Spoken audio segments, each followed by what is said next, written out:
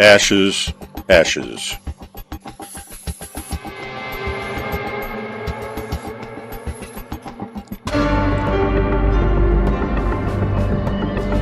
An audio short story, written by Reese Rickards, who holds the copyright. The author is the narrator.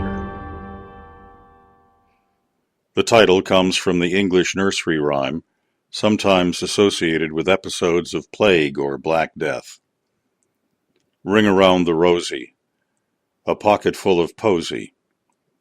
Ashes, ashes,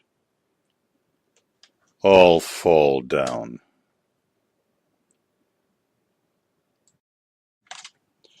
$4,268. The number refers to the times this radio message has been broadcast. A, B, C, D, E, F, G, H, I, J, K, L, M, N, O, P, Q, R, S, T, U, V, W, X, Y, Z. That is the English language alphabet you will need to help you translate to your own language. There are 5 vowels: A, E, I, O, U. The rest of the letters are consonants. This broadcast repeats twice each year, on the dates of the spring and autumn equinoxes, usually 21 March and September. To learn how many years since transmission began, simply divide the number at the beginning of the broadcast by 2. If the number was, for example, 1,000, then it is 500 years since the first transmission. The number for this broadcast again is 4,268. The transmitter is located at the summit of Mount Greylock, a small mountain approximately 225 kilometers west of the east coast of the North American continent. Its coordinates are west 73 degrees 15 minutes and north 42 degrees 38 minutes. Power is provided by an array of photovoltaic cells operating a computer and the transmitter. If you are nearby planet Earth and have the capability of landing, you will find at the site much information about the planet. My name is Will Holden. I am, or I was, a professor of mathematics at a prestigious university located in the state of Massachusetts in a nation called the United States. My purpose in making this recording and broadcasting it is to provide others who may listen on distant planets with an overview of what happened to my planet. By the year 2103, in our common era, other scientists and I made startling discoveries we shared only among ourselves. We made no effort to relay this information to political, military, or communications personnel. We engaged in what I suppose can be called a conspiracy, to keep secret what at first we suspected and then knew to be certain, until we were prepared to share it with heads of state in all the major nations of the world. That sharing happened on a date we knew as 31 August in the year 2103. 2 of my fellow scientists and I were chosen to inform the President of the United States. Ted Butler, a scholarly climatologist, and Janet Smith, renowned for her works in mathematics and also for her sharp tongue, and I arrived at the residence of the President of the United States in the capital city called Washington. Around the globe, similar meetings were taking place in their nation's capitals. At our request, the Secretaries of State, Defense, and Energy were also present. We were introduced by the President's Secretary. I remember realizing the President in person was shorter than she appeared to be on television. We were invited to sit down. I was designated by my colleagues to be the first speaker. Madam President, Secretaries Layfield, Romano, and McNaughton, I began, our meeting with you today coincides with face-to-face visits that other scientists are having with the leaders of their nations all over the globe. Our purpose is to bring you, and here I took a very deep breath, catastrophic information. The President asked, "What kind of information, Dr. Holden?" "The worst you can imagine," I replied. "Doctors Butler and Smith will give you certain details and answer questions. But more than 2 years ago, I began receiving certain information based on mathematical observations from all over the Earth. From that data, I developed an equation that, when worked to its conclusion, produced a theory shaking us to our core." The Secretary of Defense, Ralph Romano, said, "What's this all about, Holden? You make it sound like the end of the world, for God's sake." Ted, Janet, and I exchanged looks before I continued. "That's exactly what's happening, sir, and Madam President. My calculation is we have reached, and in fact we have traveled well past the point of no return in the human destruction of our planet." As Ted and Janet nodded their heads in agreement, the President's oval-shaped office was deathly quiet. Secretary of State Byron Layfield said, "That can't be possible. We would have seen this coming for decades." I replied, "Yes, sir. We have seen it coming. But until now, no one has attempted to calculate what we know." "May I go on, Madam President?" She moved her hand slightly to indicate permission. I said, "No scientist would ever publish such information until others could attempt to duplicate it. With a request that no one disclose a single number of the equations, I contacted 15 mathematicians in 8 countries, and I asked them to test my theory. All 15 did. All 15 are in agreement. Earth is dying." "From what?" Romano demanded. Janet looked to me for permission to answer. "Filth, Mr. Secretary. Dirty, rotten filth we've released into the atmosphere, that we've poured and dumped into our rivers and lakes and oceans, and that we've buried in our land. You politicians wouldn't listen to all the warnings. Money was more important, wasn't it?" Secretary Romano stood up angrily. "Who do you think you're talking to?" "I'm talking to someone who had enough authority to get others on board. You're the Secretary of Defense. You could have told the industrialists you buy all your weapons from that they wouldn't get a penny from this government unless they switched immediately to wind and sun energy. And you, Ms. McNaughton, you're the Secretary of Energy.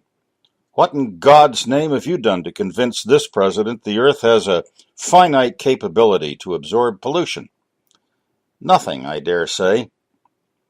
You've given the coal industry permission to dig faster and produce more and more ever since we learned oil production was declining precipitously. Don't tell me you call that responsible."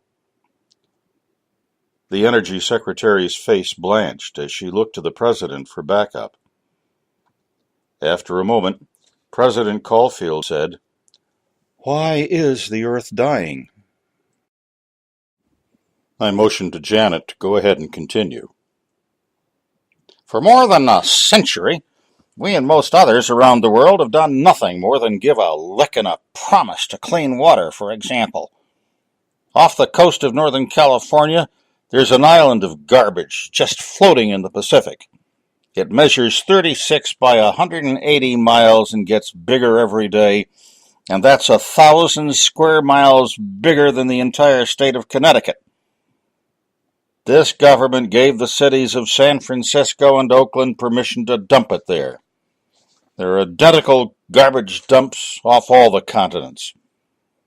We've allowed ourselves the luxury of killing numerous species of fish because they tasted so good. None of us knows what tuna tastes like because they're gone.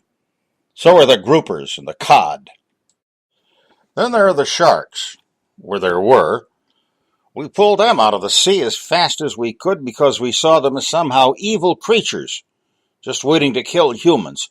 What crap! The president's face was passive. Defense Secretary Romano's dark and scowling. Energy Secretary McNaughton seemed close to tears, and Secretary of State Layfield held his hands in front of him, tapping his fingers lightly against each other. Ted Butler then addressed the four officials. There was a time at the end of the 20th and the beginning of the 21st centuries when we had laws protecting water. And then politicians caved in to the lobbyists, representing the garbage industry and the fishing industry. Today, we've got millions of kids in this country who have never stepped foot on an ocean beach for fear of catching some obscene disease. The president put up a hand to signal Teddy should stop.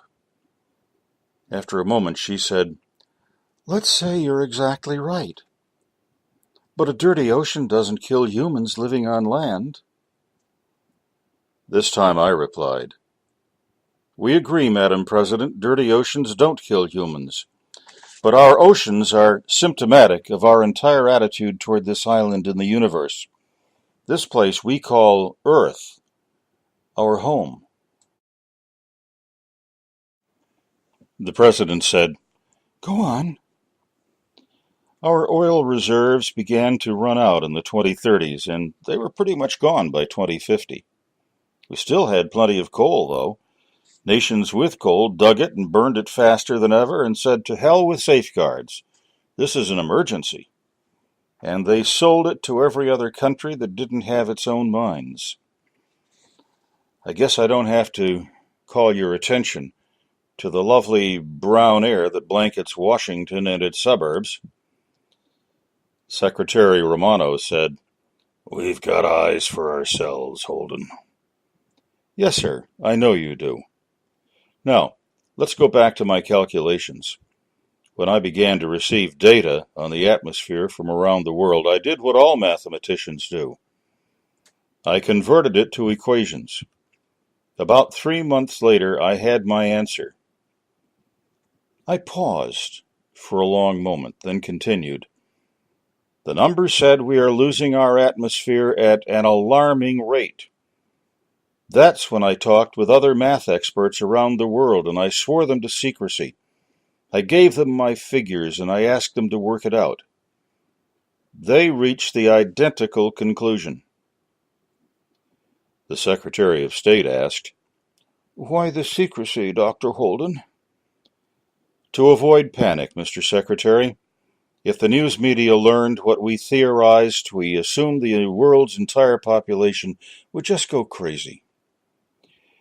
Energy Secretary McNaughton said, "But the death of the atmosphere you're talking about is something that'll happen thousands of years from now, I assume, and that'll give us plenty of time to reverse course." "No!" Janet exclaimed. "We're not talking thousands or even hundreds of years. You people better fasten your seat belts. The atmosphere will be gone and Earth will be dead in a matter of decades." The president and her cabinet members all gasped. "Decades?" the president said. "I'm afraid that's exactly correct, ma'am.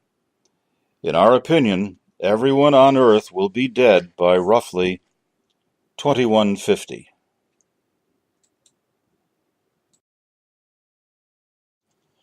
Romano snapped, "That can't be right. I have as much respect for scientists as the next guy, but you pointy heads sometimes take long walks on short piers. I don't believe a word you're saying." Ted Butler spoke. "We didn't believe Dr. Holden either, Mr. Secretary. But when we looked at all his computations and read the concurring reports of Nobel mathematicians and lots of other top-notch scholars from all around the world, we had no choice but to agree. And one more thing. The year 2150, give or take a couple years, will be when the last human on Earth dies. Actually, we project at least half the population will be gone in 25 or maybe 30 years. The president glued her dark brown eyes on Ted. Why will they die before the others? Ted replied, Several reasons, ma'am. As the atmosphere continues to expire, people with breathing problems will become very sick and die. Many will leave us because of the increasing heat from the sun. Millions will die of starvation and water deprivation, and ocean storms are going to take millions more. The president looked at me and asked, How hot will it get? 15 years from now, no one will be able to live within several thousand miles of the equator. Daytime, 150 degrees, maybe more, and nighttime about 120. Those people who live near the middle of the earth will all begin to migrate northward and southward. The final survivors will probably inhabit Antarctica because it will provide some measure of relief from the heat, but even so, it'll be a tropical climate. The Secretary of State pursed his lips. Why not the Arctic, too? Janet Smith answered him. Because, sir, the Arctic is an ocean. Although as we approach the end, it'll be like the rest of the oceans and drying up. The president asked Ted why the storms will kill millions. As the atmosphere gets thinner and thinner and the planet becomes hotter and hotter, the oceans will warm concurrently. Now, the oceans are too dirty to swim in, but you'd find the surf right now at, say, Assateague Island on the eastern shore of Maryland, a nice comfortable 80 or 85 degrees. In a few years, that water will top 100. President Caulfield said, And that means the ocean's heat will drive hurricanes, correct? That's exactly right, Madam President. Atlantic storms are called hurricanes. In the western Pacific, we name them typhoons. And in the Indian Ocean, they're cyclones, but they're all the same. And they get their energy from heat in the water. More heat, more storms, and much bigger storms. How much more and how much bigger? President Caulfield wanted to know. Ted thought for a moment before he answered. We've been getting as many as 30 Gulf of Mexico, Caribbean, and North Atlantic hurricanes a year. They start in early summer, they're over by December.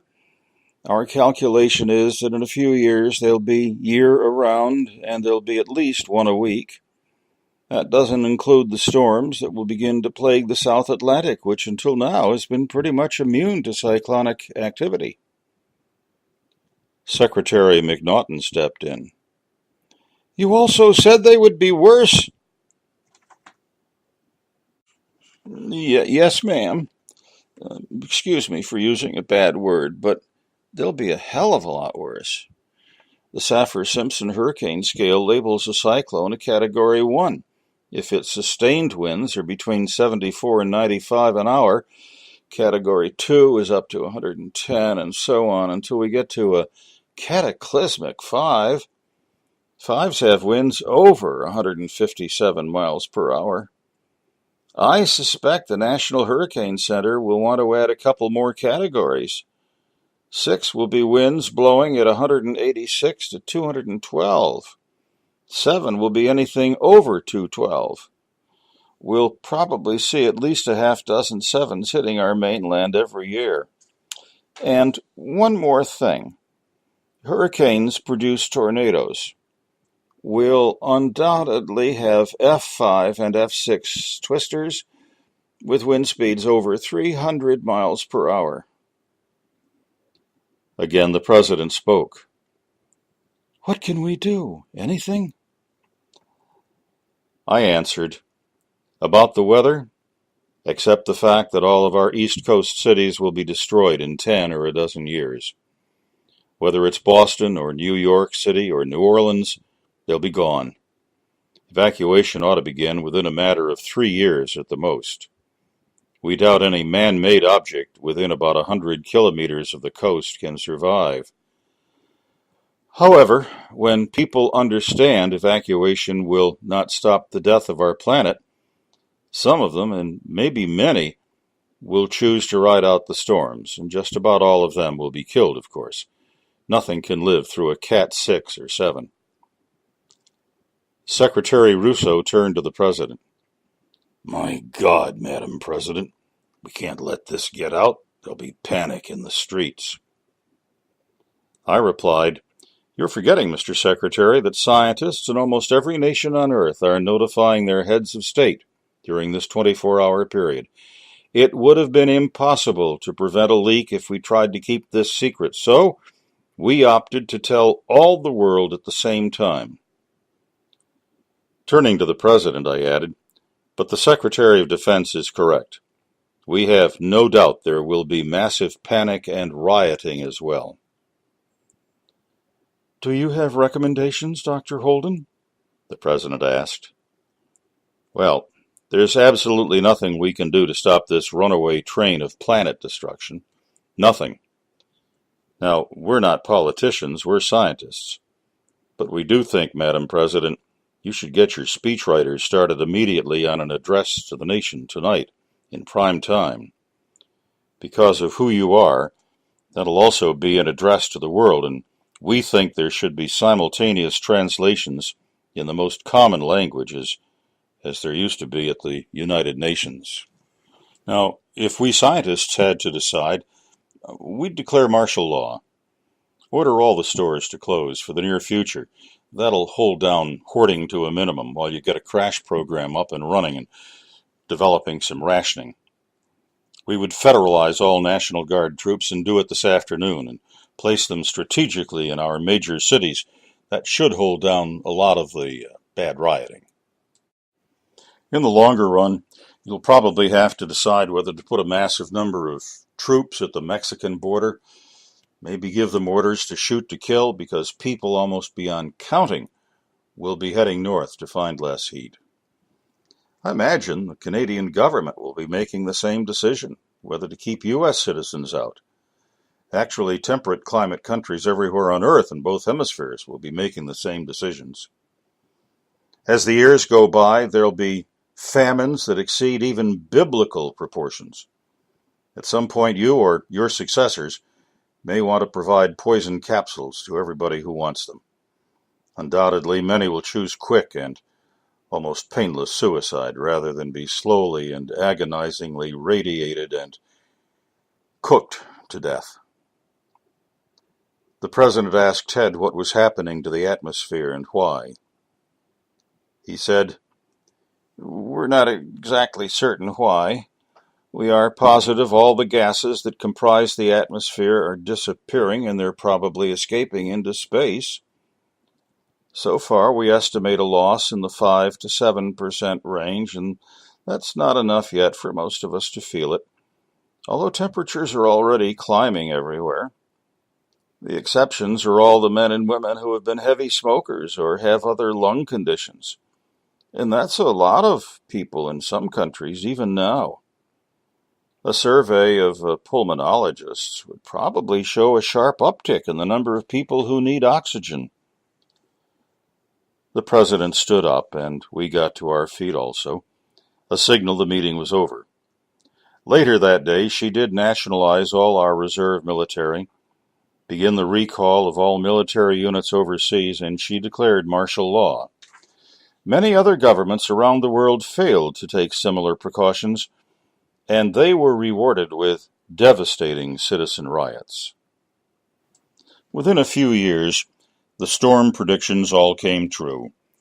Miami and the state of Florida received the first major strike with a Category 5 hurricane in Earth Year 2109. More than 300,000 people died and the city was made uninhabitable. Galveston in the state of Texas suffered the next major blow. That was only a week later. A Category 6 thundered up from the Gulf, washing over the barrier island to leave not a single building standing. Most of the population, though, had been evacuated, so the death toll was less than everybody feared. The following year, the northeast New England states, including Boston and Massachusetts, and Providence in Rhode Island, were obliterated by a Category 7. By 2115, no part of the east or Gulf coasts was untouched. Local governments soon learned it was impossible to evacuate 1 million or more people in a couple of days. They all died as New York and Baltimore and Washington and every other major city in the East became history. In the nation's capital city, Washington, a Category 6 moved right up the Potomac River. The Washington Monument collapsed in the first 15 minutes of 200-mile-per-hour wind. The great National Cathedral, located on the highest point in the city, simply crumpled to the ground. The roof of the White House where the president lived went soon after, and then the walls. The president, his family, and staff were all safe for the time being in a bomb shelter deep beneath the ancient building. The Washington storm began to abate, but it spawned an F6 tornado that was 23 miles wide at the base. There was no instrument capable of measuring wind speed, but the estimate was in excess of 300 miles per hour. It obliterated a lot of Philadelphia. Earth's temperatures continued to rise. In the Western Hemisphere, most of South America was now far too hot for residents to stay there. Millions of people flowed northward and southward to escape the heat. The United States and Canada opened heavily guarded lanes through their countries so southern refugees could continue toward the Arctic. By the year 2121, almost everyone on Earth had at least some symptoms that resembled asthma, that is, the ones who were still alive. Most of the nations of the Earth had become anarchies, and that included the United States. There seemed to be only one imperative: to stay alive. There was little lawlessness because there was no point to it, and because no one had the energy to loot or rape or kill. I experienced personal tragedy in my home this year, 2124. My wife Jill began struggling for breath. On a night in the third month of the year, the one that we call March, her lips and her fingernails became blue from lack of oxygen. We went to bed that evening where I held her in my arms, and she died a short time later. Our children were already dead. Our home is at the foot of Mount Greylock, to which I referred earlier. I carried and pulled Jill's body to a shallow cave on the side of the mountain, and I placed her there. I had not the strength nor the energy to dig a proper grave. I am recording this on the 20th day of the month of September, 2124. Tomorrow is the autumnal equinox, and this message will be broadcast to the universe for the first time. If the transmission goes well, I will then retreat to the cave where Jill's remains are located. I will lay down beside her and consume a cyanide capsule. In conclusion, I will tell you how more than 2,000 years ago, a man of powerful wisdom wrote this: "For the love of money is a root of all kinds of evil, and in their eagerness to be rich, some have wandered away from the faith and pierced themselves with many pains. As for those who in the present age are rich, command them not to be haughty, or to set their hopes on the uncertainty of riches, but rather on God, who richly provides us with everything for our enjoyment. They are to do good, to be rich in good works, generous and ready to share, thus storing up for themselves the treasure of a good foundation for the future, so that they may take hold of the life that is really life." Billions of people on Earth were familiar with the writings of Paul of Tarsus. Many, most of us, ignored his warnings. We permitted our lust for money to overcome our certainty that Earth has a finite capacity for pollution. We have murdered our planet and ourselves. The fault is ours alone. Goodbye. This has been broadcast number 4268. That was the message first heard by something with intelligence. The transmission was recovered by a space probe the size of a large 21st century Earth bus careening through space on a 543 Earth-year mission. The unoccupied spaceship had burst through a wormhole from another universe. The immensely advanced master computer on board, known as Neuron, raised its radio antennae after entering this universe, and it began listening. About 2 years later, it heard and automatically recorded Holden's voice. It immediately sent the recording to its chips, where translation ability was stored. Neuron was also quite capable of making conclusions on its own, so it redirected its path toward the location of the broadcast. The computer instructed its 5 nuclear engines to unleash full speed, and within seconds, the spaceship was racing toward a distant galaxy at 155,000 miles per second, just short of light speed. It entered the spiral galaxy 6 years and 3 months later, and zeroed in on a rather ordinary star near the outside of the galaxy's pinwheel. As the probe approached, it detected the presence of numerous planets, singling out one that was third from the star. The probe settled into Earth orbit, and it began taking pictures. The designers of Neuron had given it a certain amount of imitation sympathy, and when the computer began examining the photos, a sense of sadness swept over its electronic parts. It looked at huge basins, where great oceans had once been filled with living organisms. It took close-up pictures of coastlines and saw nothing but debris. In the interior of the continents, huge cities and tiny villages were almost intact, because without wind or water to wear them down, they appeared much as they had when the planet was alive. Now it was brown and gray all over.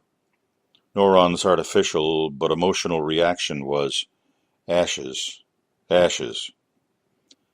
Neuron sent a satellite probe to one of the ocean basins to look for the presence of water and life. It reported back, no water, no life. It sent another satellite to the summit of Mount Greylock, where, just as the voice on the radio broadcast had promised, there was an easily accessible library containing thousands of digitalized books, movies, and data about Earth. The satellite downloaded thousands of terabytes of data. When the computer was satisfied it had learned all it could, it powered out of Earth orbit and began what would be a 211-year journey to its own planet and the organisms that had created Neuron.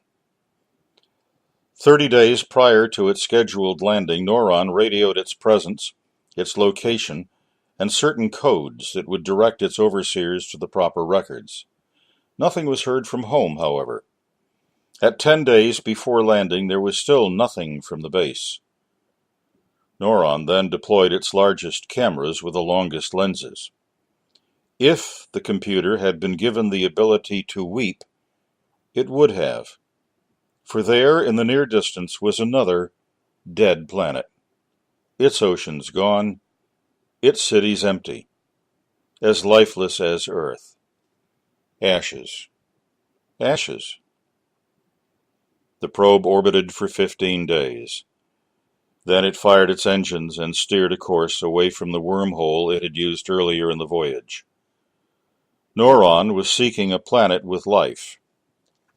No one knows if it reached such a place. Ashes, Ashes is an audio short story, written, narrated, and copyrighted by Reese Rickards. All characters in the story are fictitious. Any resemblance to persons living or dead is purely coincidental.